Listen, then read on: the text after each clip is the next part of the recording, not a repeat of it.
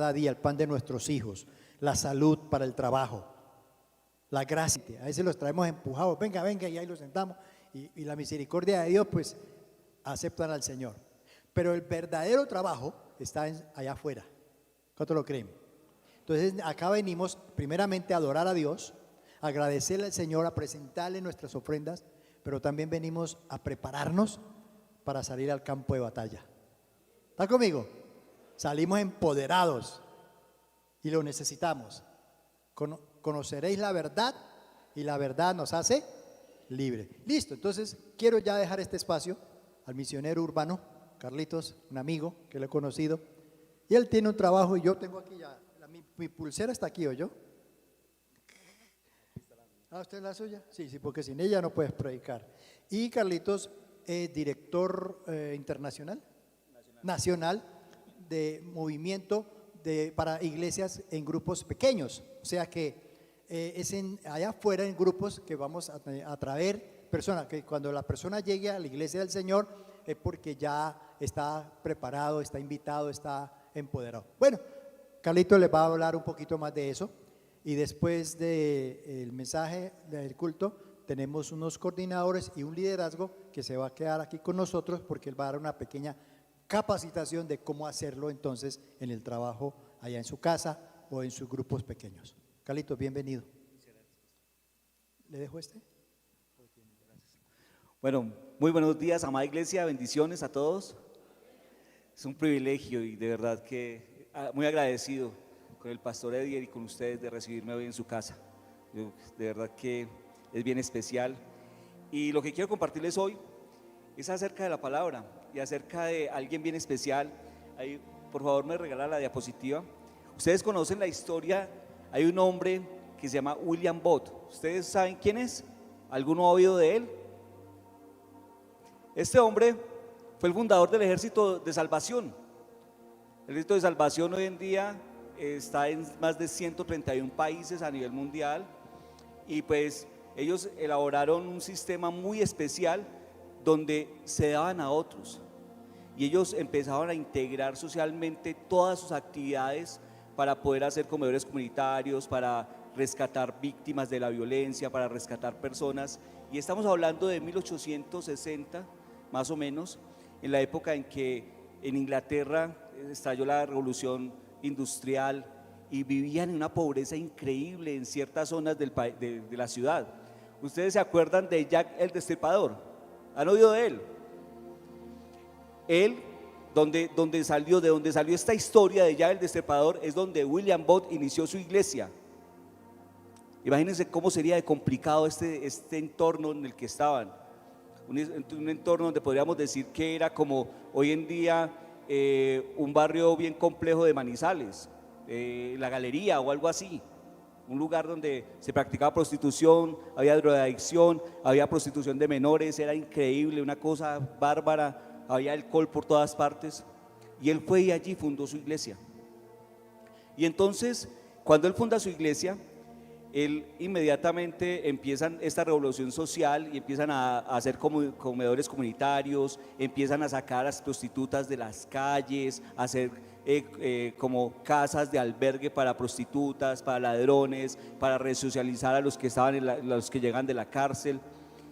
Y a él en una ocasión le tocó mandar un mensaje a todos los integrantes de su iglesia, pero no tenía cómo porque había un clima increíble, estaban en invierno y ustedes saben que el invierno en Inglaterra pues es completamente frío, nieve, y no había cómo mandar el mensaje, y él mandó un mensaje por telegrama a todos los de la iglesia en ese tiempo, a más de 2000 personas, y el telegrama para todos, a todos les llegó este telegrama, y el telegrama solo decía una palabra: otros, otros.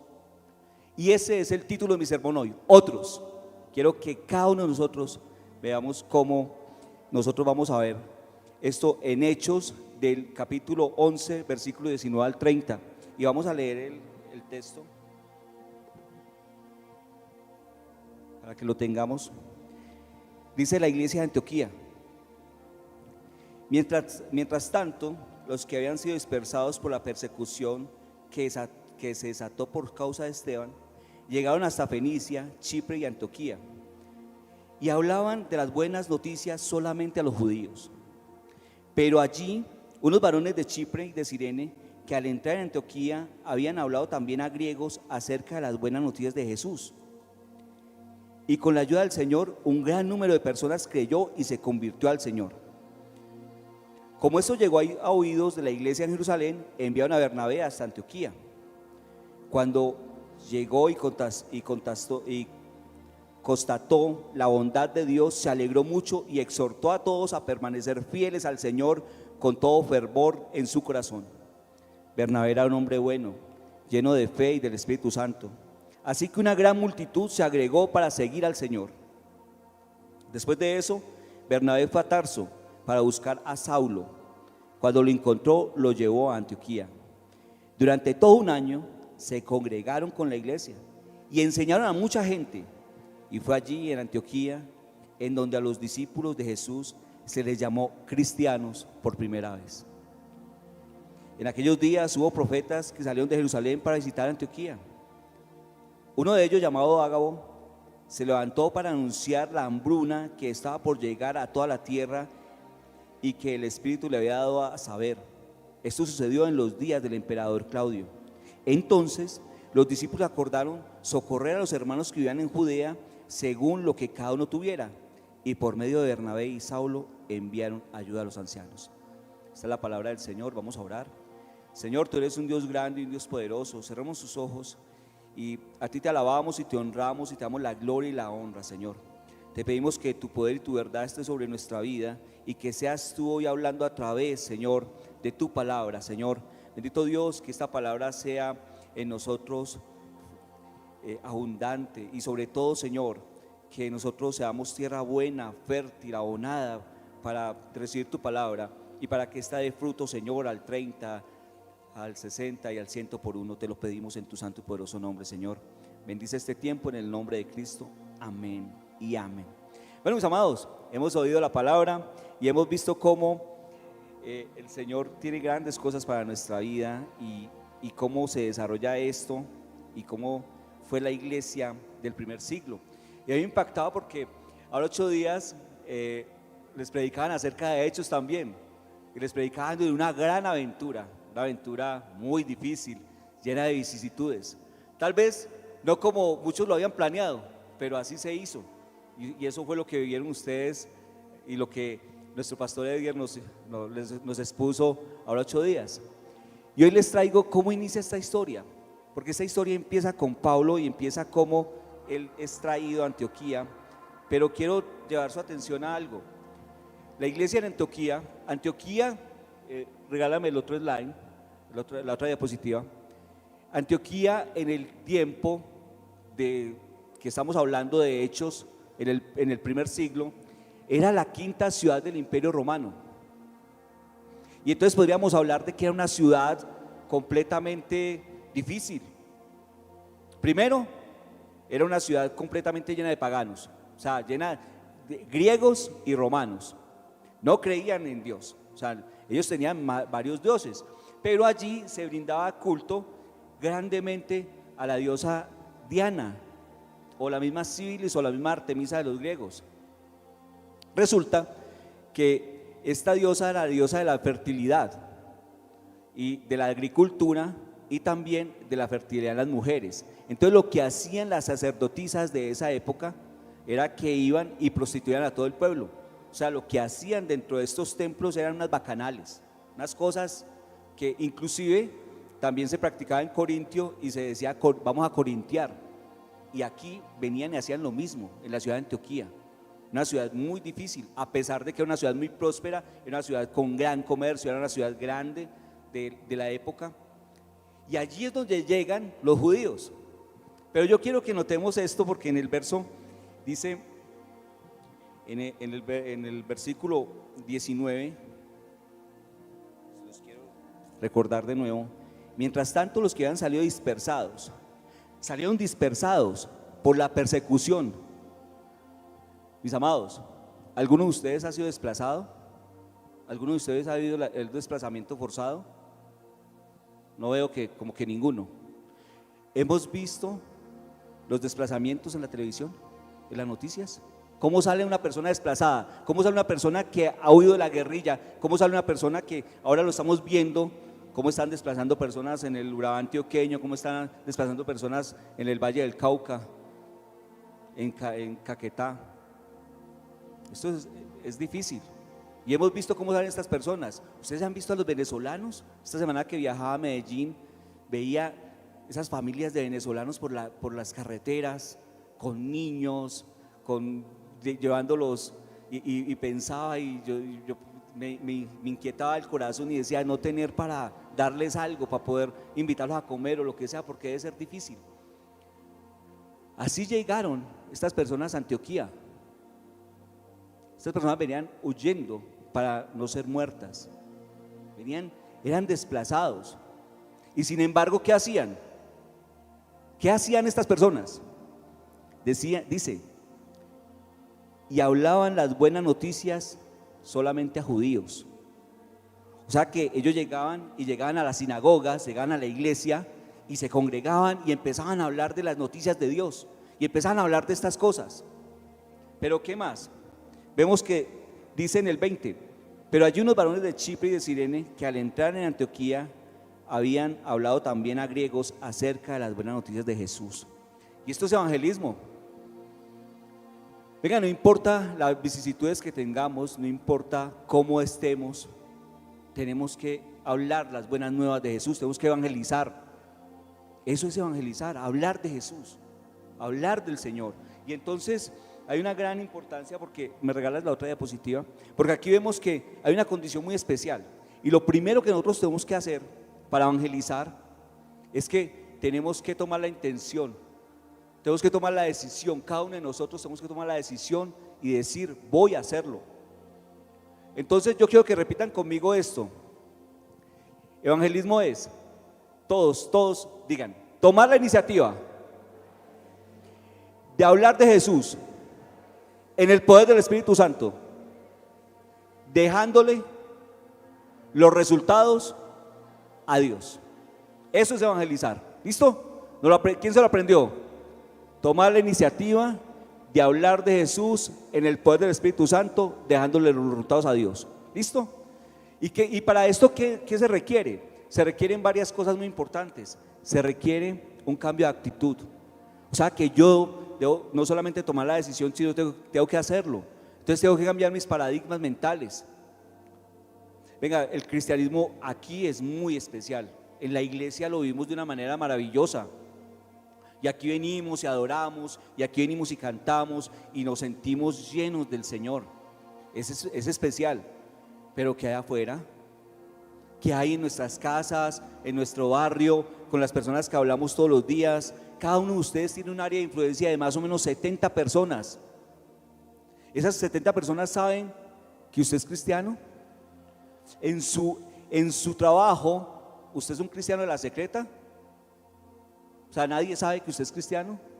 O lo buscan para orar, o lo buscan para que interceda, lo buscan cuando hay un problema. La gente sabe, necesitan saberlo. ¿Y cómo demostrar que soy cristiano? Pues evangelizando, la única forma, no hay otra forma. Mostrando las buenas nuevas de Jesús, mostrando lo que Jesús hizo por nosotros.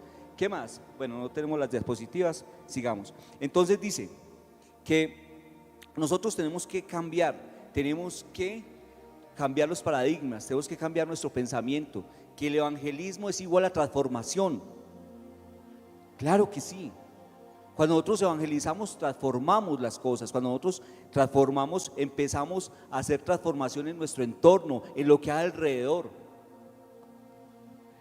Tal vez haya muchos que digan, no, soy un gran evangelista porque hoy le compartí a 10 personas, o todos los días le comparto a uno. ¿Y cuántos discípulos tienes? Si no estamos haciendo discípulos, pues la evangelización está quedando muy cortica. Porque evangelizar es el primer paso para ser discípulos. Y eso es lo que vamos a ver según este texto. Entonces, nos dice que después de que haya esto, nosotros tenemos que cambiar nuestros paradigmas. ¿Para qué? Para salir de nuestra zona de confort. No nos podemos quedar igual. Tenemos que empezar a hacer las cosas diferentes. No podemos esperar que haya resultados diferentes si seguimos haciendo lo mismo todos los días. Eso lo dijo Albert Einstein.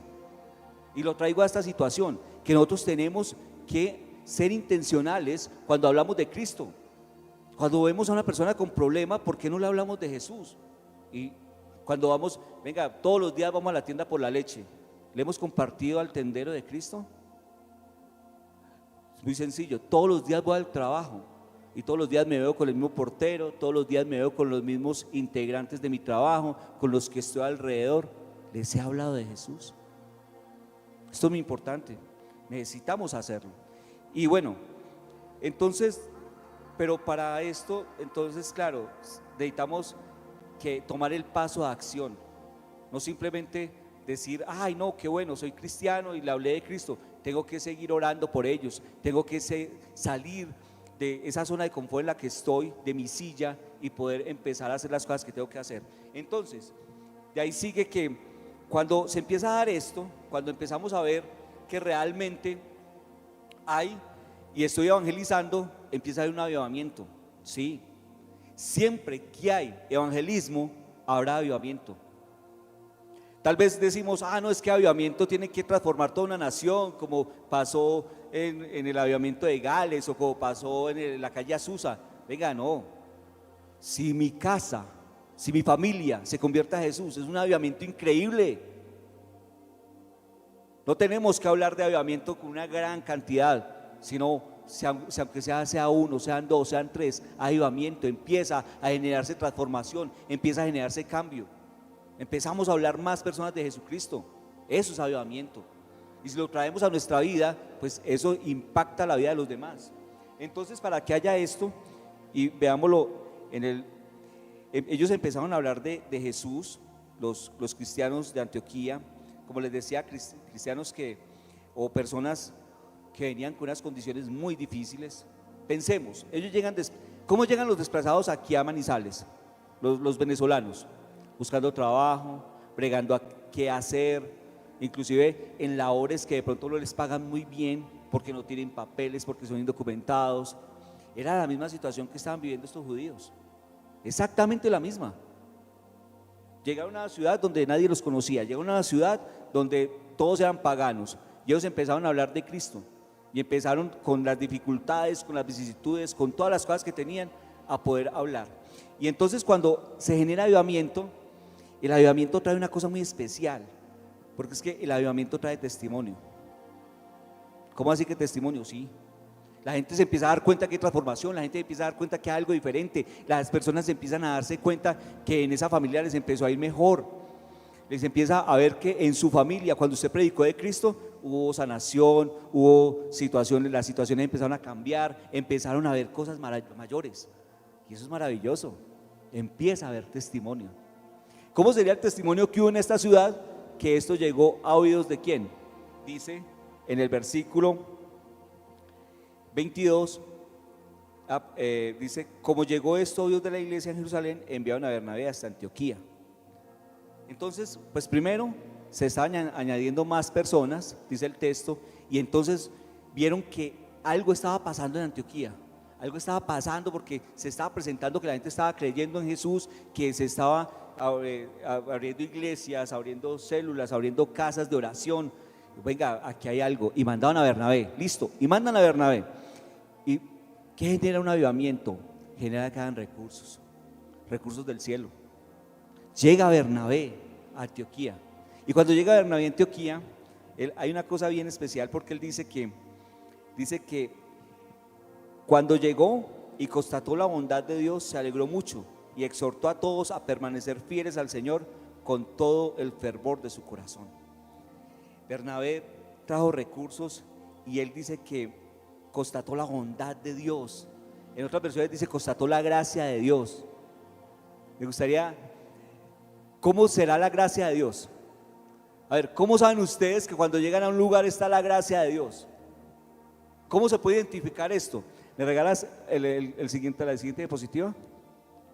Si la tienes, esa. Quedemos ahí un momento. Cuando él llegó a Antioquía, él vio lo mismo que él había visto en Jerusalén.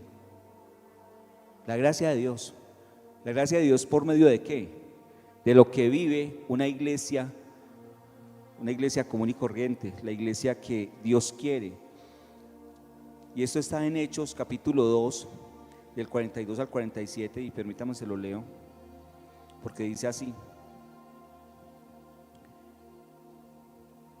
la vida de los primeros cristianos. Voy a leer desde el 41. Fue así como los que recibieron su palabra fueron bautizados, y ese día se añadieron como 3,000 personas, las cuales se mantenían fieles a las enseñanzas de los apóstoles y en mutuo compañerismo en el partimiento del pan y en las oraciones. Al ver las muchas maravillas y señales que los apóstoles hacían, todos se llenaban de temor, y todos los que habían creído se mantenían unidos y compartían todo, vendían sus propiedades y posesiones y todo lo compartían entre todos según la necesidad de cada uno. Todos los días se reunían en el templo y partían el pan en las casas y comían juntos con alegría de sencillez y corazón, mientras alababan a Dios y brindaban ayuda a todo el pueblo. Y cada día el Señor añadía a la iglesia los que habían de ser salvos. Esto fue lo que vio Bernabé. Cuando Bernabé llegó, ¿qué vio? Lo que él había visto en Jerusalén. La gracia de Dios en estas personas que tenían dificultades, personas que venían desplazadas, personas que no tenían muchas cosas, pero ¿qué tenían? Tenían el poder de Dios en sus vidas. ¿Y qué hacía esto? Esto hacía que evangelizaran, esto hacía que formaran células, que empezaran a hablar a los demás de Cristo, que se diera lo que hemos visto que es avivamiento. Y entonces Bernabé dijo, siguiente diapositiva: venga, yo solito no puedo, esto solito no se puede. Estuve en Medellín esta semana y estuve en la Asociación de Ministros Evangélicos de Medellín, y allí hay un eslogan muy especial, dice: solos no, solitos no. Ese es el eslogan que tienen ellos, y nosotros deberíamos tener ese mismo eslogan en todas partes. Nosotros no fuimos llamados para estar solos, nosotros fuimos llamados para estar en comunión, en coinonía, y tener otros que nos ayuden a cumplir la gran comisión y hacer la obra de Dios. Cuando Bernabé vio que había un gran movimiento del Espíritu Santo, que había una gran cosa, que había un mover maravilloso, ¿qué hizo? Inmediatamente se fue por Pablo. Todavía no lo llamaban Pablo, todavía lo llamaban Saulo. Entonces le mandó un WhatsApp y le dijo: Saulo, ya voy por ti. ¿Sería que eso fue lo que hizo? En ese tiempo no había comunicaciones, no había nada de esto. Le tocó intencionalmente ir a buscarlo. Él sabía que él estaba en Tarso, pero no sabía en qué parte de Tarso ni qué estaba haciendo en Tarso. Y la Biblia no registra cuánto tiempo duró buscándolo, pero se fue, lo encontró y lo trajo. Y lo convenció. Yo me imagino que le dijo: mira, en Antioquía se está levantando una obra increíble, te necesitamos allá, tú eres parte vital para esto. Fue, lo animó y lo trajo. ¿Cuántos de nosotros animamos a nuestros hermanos a que sirvan? Y no hablo del servicio aquí en la iglesia, no, del servicio afuera. Ir a hacer una célula, ir a evangelizar, ir a poder ir y servir, ir y poder estar en una casa y poder hablar la palabra del Señor. ¿Cuántos de nosotros lo hacemos? ¿Animamos a otros? ¿O yo voy solito? Porque me gusta figurar y porque me gusta que me oigan predicar. Llevemos a otro hermano, invitemos a otro. Si tengo una célula, invitemos a otro. Y si eres tan bueno y el Señor te utiliza abriendo células o abriendo grupos de oración, pues delegue esa y siga usted abriendo y llévese a otra persona. Haga esto, haga lo que hizo Pablo, lo que hizo Bernabé. Bernabé dice la palabra que Bernabé era un hombre, y a mí me encanta lo que escriben de Bernabé, porque dice que Bernabé, en el 24 dice: Bernabé era un hombre bueno, lleno de fe y lleno del Espíritu Santo. Así que una gran multitud se agregó para seguir al Señor. Recuerden lo que les dije hace un rato: cuando hay avivamiento hay testimonio, cuando hay testimonio la gente llega. Cuando las cosas están cambiando la gente llega. Y entonces ¿él qué hizo? Hizo equipo con Pablo. Pero ¿qué más pasa aquí? Aquí ellos empiezan una gran, y yo creo que una de las cosas más importantes que nosotros tenemos que hacer como discípulos de Jesús, que hacer como seguidores de Cristo, como cristianos, dice en el versículo 26: durante todo un año se congregaron con la iglesia y enseñaron a mucha gente, y fue allí en Antioquía donde los discípulos se les llamó cristianos por primera vez. Quiero llamar su atención en esto porque nosotros tenemos que discipular. O sea, no solamente es la evangelización, no solamente es el reunirnos en una casa, adorar y hablar la palabra del Señor, sino que intencionalmente tenemos que discipular. ¿Y discipular qué es? Discipular es permitir que en mi vida se forme el carácter de Cristo, para enseñarle a otro a que se forme el carácter de Cristo en la vida de él, para guardar ¿qué? Los principios, las ordenanzas, los mandamientos, todo lo que Dios nos ha dicho que hagamos. Hace un rato el pastor hablaba de la obediencia y me impacta porque nosotros decimos que somos obedientes a Dios. ¿Somos obedientes a su gran mandato, al gran mandato de Cristo? Cristo dijo en Mateo 28, del 19 al 20: toda autoridad me es dada en el cielo y en la tierra, por tanto id y haced discípulos a todas las naciones, bautizándolos en el nombre del Padre, del Hijo y del Espíritu Santo. He aquí, enseñándoles a que guarden todas las cosas que yo os he mandado. He aquí, yo estaré con ustedes todos los días hasta el fin del mundo. Amén. ¿Cumplimos la gran comisión? ¿Hacemos esto? Mis amados, ¿hacemos esto? ¿O estamos siendo desobedientes con esto? No hemos sido obedientes con el Señor en lo que Él quiere que nosotros hagamos, que es cumplir la gran comisión. Pero cuando nosotros empezamos a discipular, vienen cosas importantísimas y cosas clarísimas, porque cuando nosotros empezamos a discipular, viene, y regálame la siguiente diapositiva, dice, ¿dónde vamos? Sí, ahí es. Entonces el discipulado genera el carácter de Cristo, y entonces cuando nosotros empezamos a hablar de discipulado, cuando nosotros empezamos a hablar de que realmente estamos enseñando a otro, estamos que otro quiera hacer lo que nosotros hacemos, que estamos empezándole a enseñar los principios, los valores, estamos enseñándole todo lo que tiene que ver con la vida cristiana. Estas personas, ¿qué pasa en su vida? Se empieza a generar el carácter de Cristo en ellos, y una vez que empieza a generarse el carácter de Cristo en ellos, ¿qué empieza a haber? Empieza a haber manifestación de los dones. Sí, se ven los dones espirituales, y aquí nos dice que después de que ellos empezaron a enseñar y se congregaron, que llegaron unos profetas a Antioquía. Se empezó a ver cómo los dones espirituales llegaron, cómo llegó todo este mover profético. Y eso tiene que ver con ¿qué? Con que el carácter de Cristo en nuestra vida hace que los dones se manifiesten de una manera especial. Entonces, si nosotros andamos en el Espíritu Santo, si el Espíritu Santo, el fruto del Espíritu Santo es amor, gozo, paz, paciencia, benignidad, bondad, fe, mansedumbre y templanza, ¿correcto? El fruto, eso es carácter, pero también viene acompañado de los dones, de todos los dones que aquí les han enseñado, y eso se puede manifestar. Pero ¿cómo queremos nosotros manifestar los dones si no tenemos el carácter de Cristo? Difícil. Muchos, claro, queremos los dones, predicar, profetizar, que las personas se sanen, dar palabra de ciencia, palabra de sabiduría, pero si no fortalecemos el carácter de Cristo en nuestra vida, ¿cómo lo hacemos? Si no obedecemos sus principios, ¿cómo fortalecemos nuestro carácter?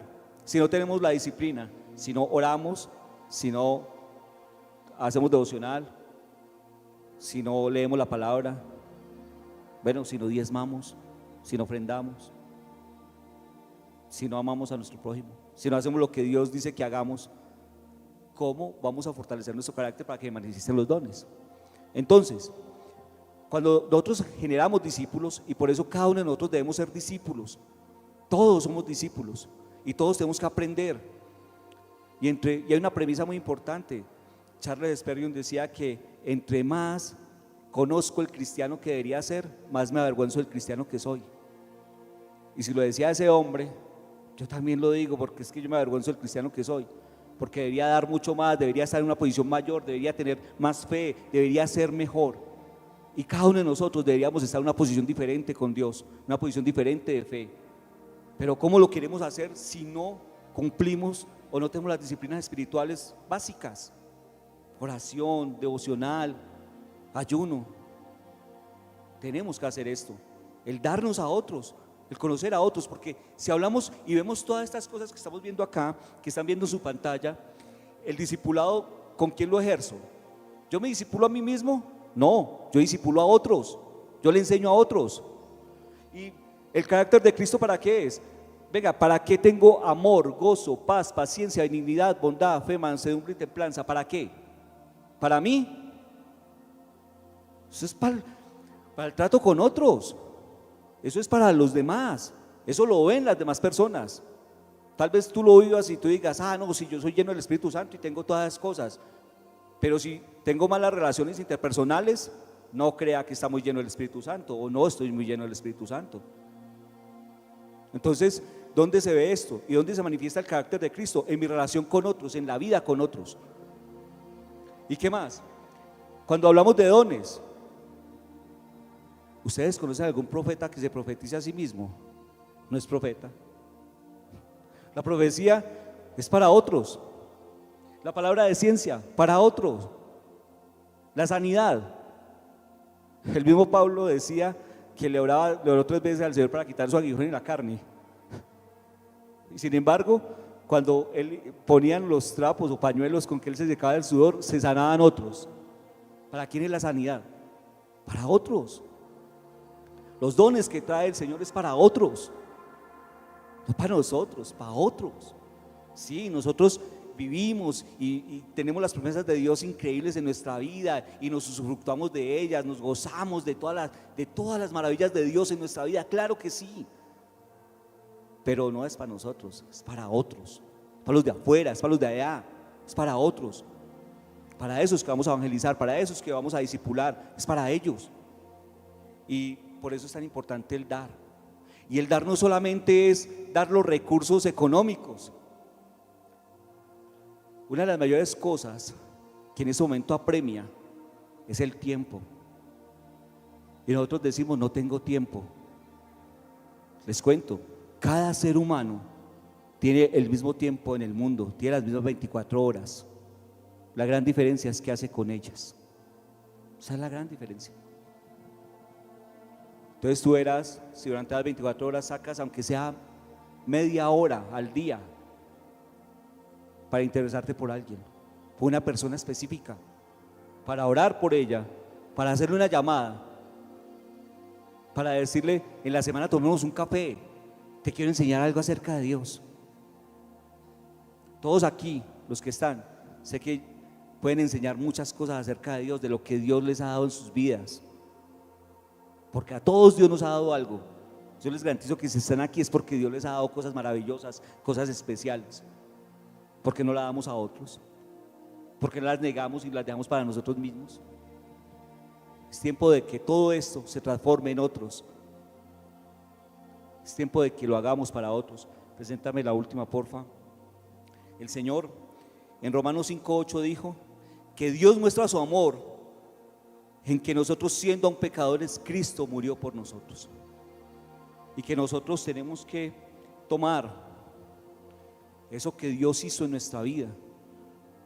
Así como estas personas llegaron y lo llamaban cristianos. ¿Y saben por qué lo llamaban cristianos? Hoy en día, cuando nos dicen cristianos, uno saca pecho. Uno es bendecido de Dios, hijo de Dios, y uno saca pecho. ¿Saben por qué los llamaban cristianos? A ellos, porque eran como Cristo, porque se dieron por otros, porque en ese tiempo padecieron, muchos fueron muertos, sacrificados, porque muchos, aún en las peores condiciones, tenían la mejor actitud y esperaban en esperanza con el Señor y decían: Dios es mi roca, el Señor es mi rey. Y empezaban y evangelizaban y llevaban a Cristo a las otras personas. Por eso lo llamaban cristianos.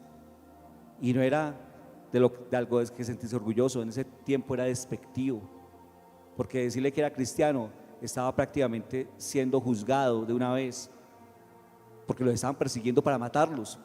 Entonces, si lo señalaban como cristiano, ¿usted era qué? Era blanco, era objetivo. Así era el término cristiano en esa época. Y hoy en día nosotros no pagamos el precio, mis amados. Nosotros vivimos muy cómodos, esperando todas las bendiciones del Señor. Y yo no estoy diciendo que el Señor no bendiga, sí, Él nos bendice grandemente, pero esto no es para nosotros. Y nadie tiene amor más grande que el que dar su vida por sus amigos. Ustedes son mis amigos. Si hacen lo que yo les mando, ya no los llamo siervo, sino que el siervo está al tanto de lo que hace su amo. Los he llamado amigos. porque todo lo que a mi Padre le oí decir, se lo he dado a conocer a ustedes. No me escogieron ustedes a mí, sino que yo los escogí a ustedes y los comisioné para que vayan y den fruto, un fruto que perdure. Así mi Padre les dará todo lo que pidan en mi nombre. Este es mi mandamiento, que se amen los unos a los otros. Juan 15, del 13 al 17. Yo quiero que nos levantemos, vamos a orar. Señor, a ti te alabamos, te honramos y te bendecimos, Señor. Y en este tiempo, Señor, hoy que disfrutamos de la Santa Cena, Señor, que disfrutamos del unirnos contigo mediante tu sangre y mediante el pan, Señor, y la gracia de tu presencia, también, Señor, queremos reconocer y queremos pedirte perdón, Señor. Te queremos pedir perdón porque no nos negamos a nosotros mismos, Señor. Porque no hemos llevado tu palabra como debiéramos llevarla. Porque no hemos hecho las cosas, Señor, como tú has dicho que queremos hacerlas, Señor. Bendito Dios, porque no hemos sido obedientes a tu mandato. Señor, te pido perdón por la falta de gratitud, Señor, porque si fuera agradecido con todo lo que tú me has dado, lo estaría dando a conocer a las naciones, a los mundos, a todas las personas que están a mi alrededor y decirle: Señor, esto has hecho por mí y lo puedo hacer también por ti. Cree en el Señor Jesús. Señor, así es. Te pido perdón por esto. Te pido perdón, Señor, porque, bendito Dios, creo que ser cristiano es recibir todas sus bendiciones y guardarlas para mí, Señor, y eso es egoísmo. Permite, Señor, y te pido que no haya más egoísmo en mi vida, sino que pueda dar de todas las bendiciones, de todo lo lindo que tú me has dado, dárselo a los demás, a los de mi familia, a los de mi barrio, a los de mi entorno, Señor, a los de mi trabajo, Señor. Que cada uno conozca que yo soy cristiano, que cada uno conozca que yo soy del Señor. Te lo pido en el nombre de Cristo, Señor. Grande eres y poderoso eres, Señor.